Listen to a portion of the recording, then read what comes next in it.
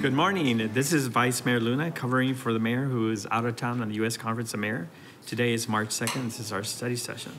The first item on the agenda is to review a March 6th agenda. So if you have an opportunity, colleagues, if you want to go through those. First item is awards recognition announcement. Next is items on consent agenda.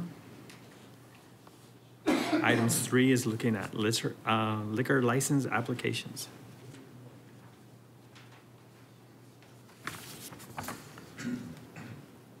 Any questions on those? Next is item 4, take action on the following contracts. Okay, okay, Mr. Glover. I have a question on 4G. Given the explanation that we said we were moving towards Tahoe's last Thursday. Yeah, no kidding, right? Kind of curious why we're buying Interceptors. Mr. Brady. So apparently, yeah, thank you. And Pete, yeah, I asked the same question. So I think we're sticking with SUVs, but we found that Ford had another SUV, so I didn't realize about. Good morning, Vice Mayor. Good morning, Councilmember Glover. We have standardized to the SUV as opposed to a patrol car. And for quite a few years here, well, I guess in the past 3, we've used the Chevrolet Tahoe. But there is a competing product, and it's the Ford Police Interceptor, which is a fine vehicle. It actually is a little bit less in cost. And it is sold by a Ford dealer, which we happen to have a Ford dealer here in Mesa that does carry this, and they are trying to compete on that contract. So what we're hoping is that's going to take place is we can turn this into possibly a Mesa contract ultimately with Ford and stop buying outside the city of Mesa. That's our goal. Right now, Superstition Springs Chevrolet doesn't do fleet purchases or fleet sales. So that's a bit of a problem buying any General Motors product for the city. As you probably have noticed on some of the ones that have come past you before, that all the GM products are going to the, essentially the state contract, the folks that are in Phoenix. So this is an opportunity. If we diversify and have 2 products in the fleet, we can fit different officers' requirements and also have 2 competing products and also open up and drive those bids and the cost lower by having that competition. Thank you. You're welcome. Any other questions on that? Right? You had another, Mr. Thompson, you had a question on that? No. Okay. I have a question on that. So, does that create an issue internally to the department where if you have 2 separate lines of vehicles that when you guys maintain those internally, do you have to have a Ford mechanic and a Chevy mechanic? Like how does that Well, you're absolutely correct. The technical staff have to be trained on both types of vehicles and both technologies. The City of Mesa, we're lucky. We're a authorized warranty center for Ford, just as your dealer would be, and also for General Motors. We maintain both of those certifications and maintain that training in-house. What about parts, vehicle parts? Is that going to be an issue if you've got both Chevy and then you've got Ford parts? Not really. We have, if it's a Ford product, and we have a lot of Fords within the fleet, we're currently purchasing our Ford parts through a contract with Burge Ford, which is just down the street. It's not very far.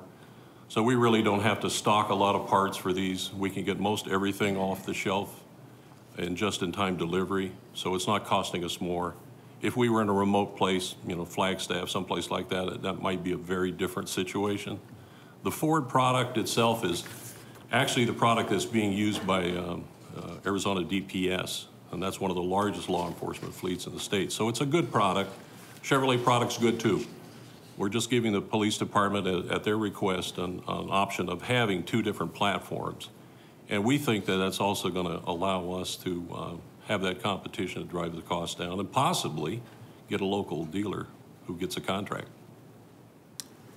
Okay. Thank you very much. You're welcome. Thank you. Thank you. Other items, number 4, Mr. Thompson? I have a question on 4J, and I talked a little bit to Mark about this. It kind of bothers me when as we continue to increase our contracts, especially for the landscaping portion of parks. I remember right after I came on council, we did a big, big increase on our contracts. There's probably 2 or 3 months there that we were increasing contracts to the point to where we were finding it difficult to build new parks for the inability to pay for the landscaping.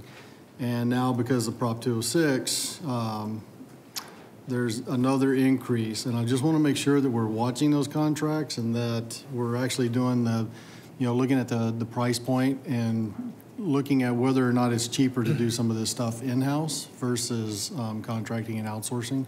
Mark, are you guys watching that whenever you're looking at these increases? Vice Mayor, Councilmember Thompson, absolutely. Before this contract went out to bid 3 years ago, we actually did an analysis of what it would look like to bring items in, some of the maintenance in-house. When you compare the capital investment that would be required to get all the equipment, vehicles and everything up, plus our staffing and the benefit costs and everything, it was still more affordable to use contract services for that. Areas where we can look to save, we do. Sports fields, for example, is not an item we contract out because of the high maintenance that's involved, so all that work is done in-house. Riverview Park was another one because of the user load at that facility and the amount of traffic that's there. It's cheaper for us to maintain, so we're always looking at those options, and we'll do that. What this item does is it extends, it also renews for 1 year. Could have been a 2-year renewal, but we opted for 1 year so that we can get through this next 6 months or so, run those evaluations as well as tighten up those specs where we can in the bid documents. And as those bids are coming in and we can get that out on the street in the fall, winter months, that'll give us some time to run that analysis again. So you're expecting probably to rebid this contract in the next 6 to 8 months? This Vice Mayor, Councilmember Thompson, this zones 1, 2, and 4. We have the city divided into 4 zones. Zones 1, 2, and 4 are scheduled with this would expire in March 2018, and Zone 3 Is in August. August of 2018. Okay. So we would look at bidding and we would try to separate those zones out again. And continue that process too. Okay, perfect. Thank you. Okay, Mr. Whitaker. I have a question of something. 4E, the SQL server.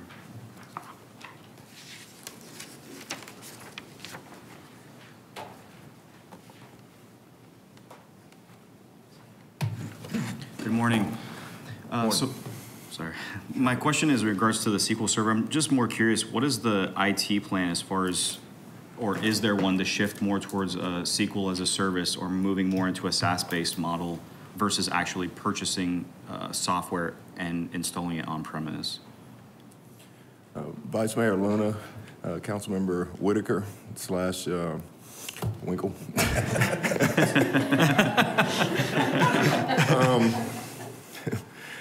Just thought I'd join the club.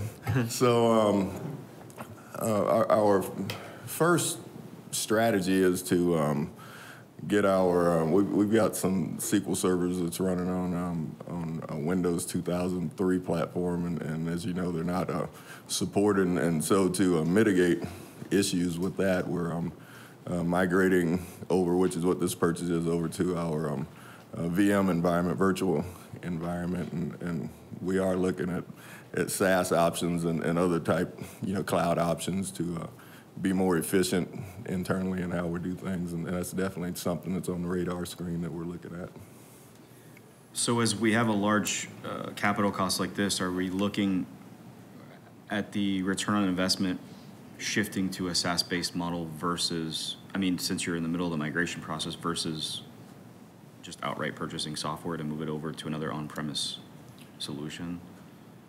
Well, we've got a private cloud set up with a virtual infrastructure in place right now, and so what we're trying to do right now is leverage that infrastructure and get out of this predicament that we're in with these 2003 servers, and so this is something that needs fairly immediate attention, and so that's why we're going the path we're going. It's more of a Band-Aid until you can Yes. actually do more. Okay, perfect. Thank you. Okay, thanks.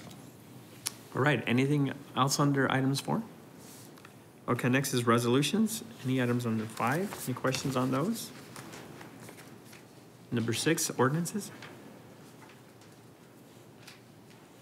Number 7, any questions on these following ordinances? And 8, subdivision plats. Any questions on those? All righty.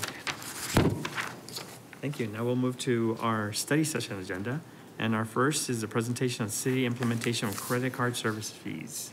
And that's Ed Quedens and Melissa. Good morning. Good morning, Vice Mayor, council members. Ed Quedens, Business Services Department Director, and I'm joined by Melissa Jones from Business Services. We're here to talk to you today about a proposal that we've been working on. Accepting credit cards is good for us as a business, bridges a lot of gaps, but as the merchant, we incur quite a few costs. And with increased transactions using credit cards, we continue to see increased costs. A couple of years ago, when we awarded our banking services and merchant services contract, the council asked us to look at these costs, see if there's anything we could do to mitigate them. And we've been working on a service fee model. We've worked through many issues during that time, and we're at a point now in the project where before we go to the next step, we wanted to outline the program to you, get your concurrence to make sure we're on the path that the council's comfortable with before we proceed. The proposal is to implement a credit card service fee that will shift the cost away from the city, so we'll have reduced expenses to accept the cards. And ultimately, those expenses are paid by all our customers, so we'll be pushing the cost to those who choose to use a credit card to make their payments. Melissa? Good morning, Vice Mayor, council members. I'll start with some statistics on the payment methods that customers use to pay utility bills in customer service. About 23% choose to use a credit or debit card, while the other 77 use cash, check, or a bank draft. So of the $550 million that we collect in those types of payments each year, about $125 million are paid with a credit card. Credit card usage is increasing. As you can see, over the past 5 or so years, we've gone from about $6 million a month in payments, that's the dollar value of payments, from about 6 million, and right now we're peaking at about 12 million. So over 5 years, it's doubled. It tends to go up by about 10% each year. I've not seen any indication that I think it's going to slow down anytime in the near future. And the payments that come in, the total dollar value of those payments, only increases by about 2 or 3% each year. So over the years, more and more people are choosing to use credit cards to pay their utility bills. We've done some things over the past few years. In fiscal year 16, credit card fees were about 2.4 million. That was reduced this year to about 1.4 million due to a change in our banking services contract. We got a better deal from US Bank and Elevon as our processor. With the proposal, we could eliminate an additional 1.2 million annually. We'd have estimated ongoing annual credit card costs of only about 200,000 annually if we implement the solution. The proposed solution is a credit card service fee. Service fees there are different kinds of fees that the credit card companies have rules about. The service fee is specifically for government and educational institutions. So from that perspective, we would be able to use the service fee. The program would be managed by Elevon through our banking services contract. The rate they have given us is 2.37%. Under this program, the revenue from the service fees would be retained by Elevon, and all of the expenses related to card payments would be paid by Elevon. The City of Mesa would receive the entire amount that's owed from each of the bills that are paid. Under this program, we would not be able to accept American Express at this time. They are working on a program. We should be able to accept American Express in the future. American Express is expanding a program that they have that would allow this to happen. One of the things, though, once we get to the point where we could accept American Express, if we made the choice to do that, that rate would change. The 2.3% would go up. It would be more expensive to accept those American Express cards. Taking a look at what some other organizations are doing, Gilbert charges a 2.68% surcharge, so it's a little bit different than a service charge, some different rules from the credit card companies. They charge that surcharge only on development services fees, so not on the utility payments. Scottsdale uses a convenience fee through a third-party provider. They are $1.95 per transaction, and that's on the first $300. If it's over $300, you pay that convenience fee again, and they do charge that on utility payments. SRP, Southwest Gas, and APS all also charge convenience fees at different amounts. A convenience fee per the credit card rules does have to be a flat rate as opposed to a percentage. And those, again, are typically they're up to $300, and then you pay them again if your bill is over $300. So we do have other organizations that we compare to that are charging fees when people use credit cards or special payment channels. To implement the program, we would be interested in rolling out customer service first. That's the area where we would save the most money. We would need to go through the fees and charges process. We would have to make modifications to the software that we use, the cashiering software. We use Inova as our front-end cashiering software. Modifications would have to be made to that. That would take a few months. We do have a lot of projects going on that are impacting that software that they're also working on, things like Acela, Dimes. So once we sign the agreement with System Innovators, the Inova provider, we would need to work out how those different interests are going to work together and mesh with each other. We would need to do communication to our customers. The credit card organizations have some requirements in the way that we communicate that the fact that we're charging a service fee to our customers. They also require an opt-out alternative. If at any point in the transaction process the customer decides they don't want to pay the service fee, they have to be able to opt out, go back to the beginning, and start over with a different payment type.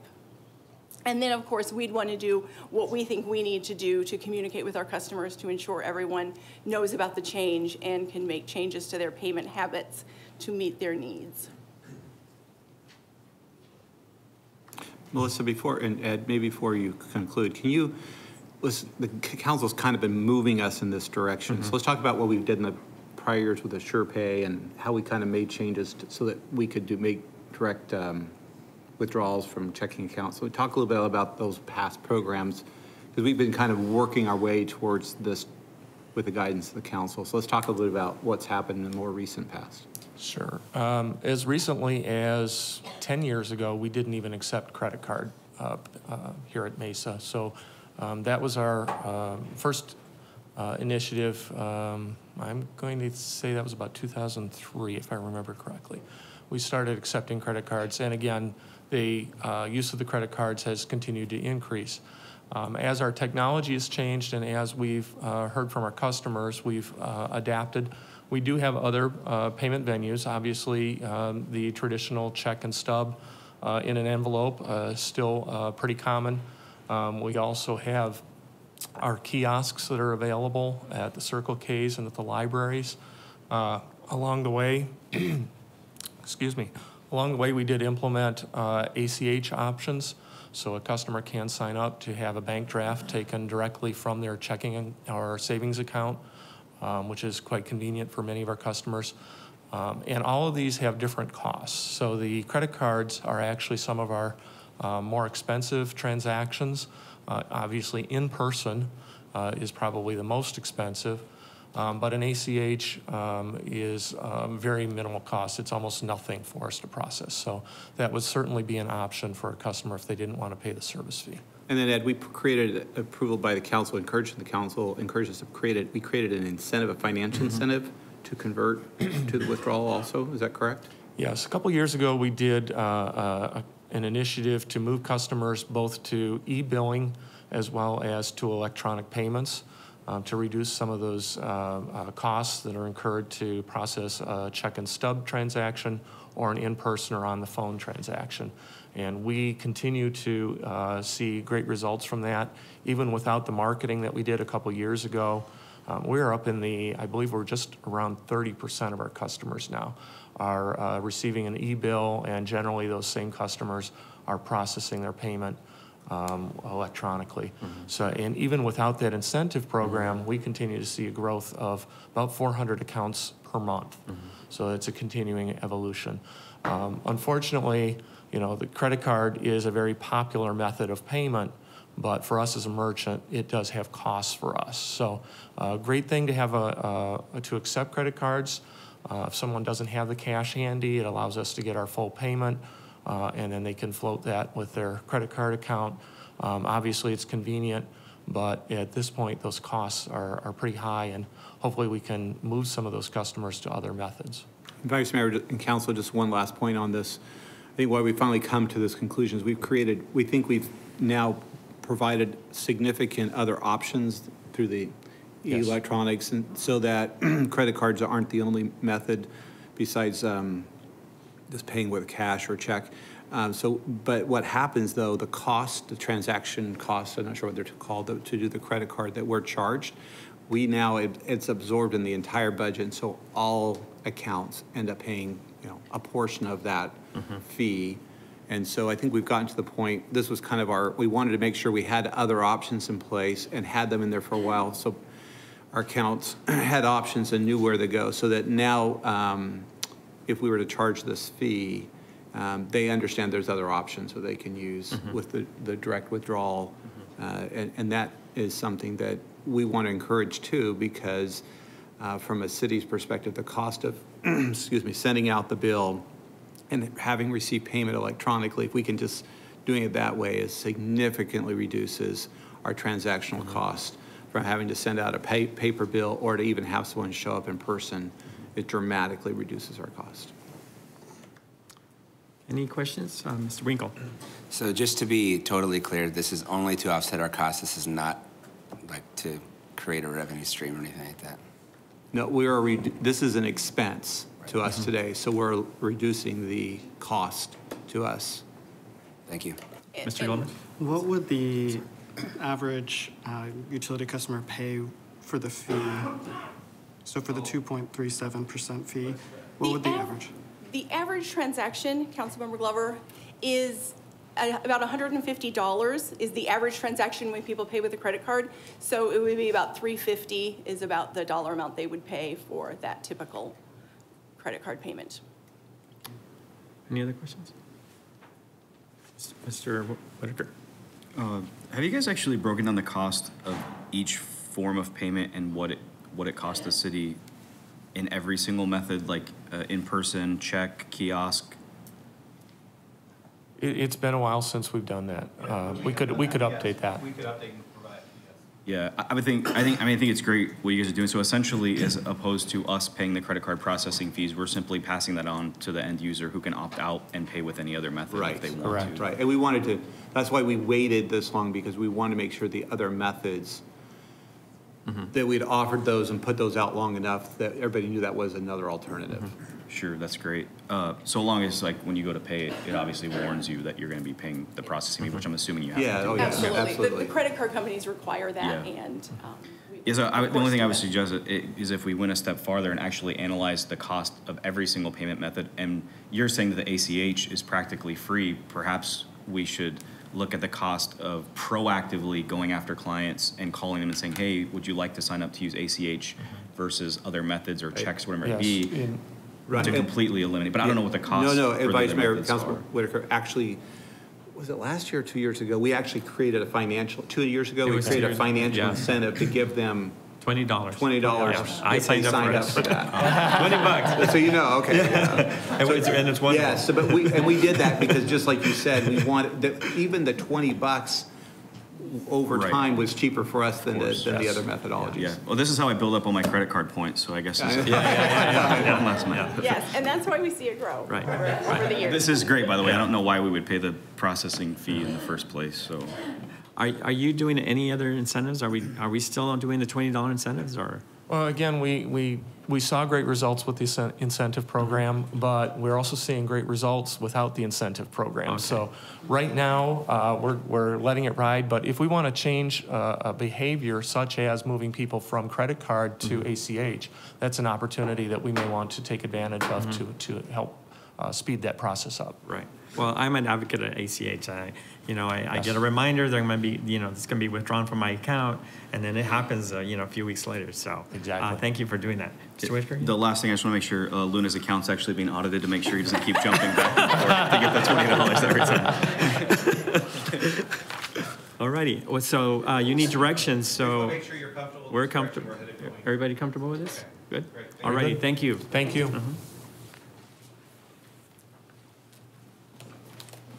Next item on the agenda is information pertaining to current job order contracts. Are there any questions on that? No? Okay. Next item is here reports on meetings, conferences attended. Anyone want to share anything? Mr. Vice Freeman. Mayor, I'll share one. I had the opportunity to ride in a solid waste truck about 10 days ago and worked with Yvonne, who was the driver, and she was just a great gal and was very engaged in customer service, and got to learn how solid waste does her job, and that was fun. I've ridden a lot of trucks, so this was a whole different arena. A different kind of truck, right? But it was a great time for her, and listen to her and her ability to do the job well. So thank you to Scott and his team. Any other reports? Yeah, you go ahead. Yes, we attended the Damac Kayla, which was a lot of fun, and we just had a real good time. And Cindy and her staff, as well as the foundation, did an outstanding job, and so we want to commend them and thank them. And I think they raised a lot of money for the Mesa Arts Foundation. So, thank you. Yes, mine as well. All righty, Mr. Brady, scheduling meetings and general information. Thank you, Vice Mayor. Just a reminder, today we have the Rio Salado Pathway grand opening at 4:30. It's on the pathway. It's a fabulous views over into a rushing water going down the Salt River today. So it'll be a great, exciting time. So we invite everybody out there at 4:30. The address is 960 North Riverview. It's on the underpass next to the wastewater treatment plant. And you go under the underpass and you'll come up and you'll see the trailhead there. So everyone is invited to run, walk along the path and celebrate the opening of this multi-use path. This Sunday, March 5th, from noon until 5 p.m. is Free Sunday at the Arizona Museum of Natural History. So I'll invite everybody out to that. And then our next study session and council meeting will be Monday, March 6th. Thank you. Great, thank you.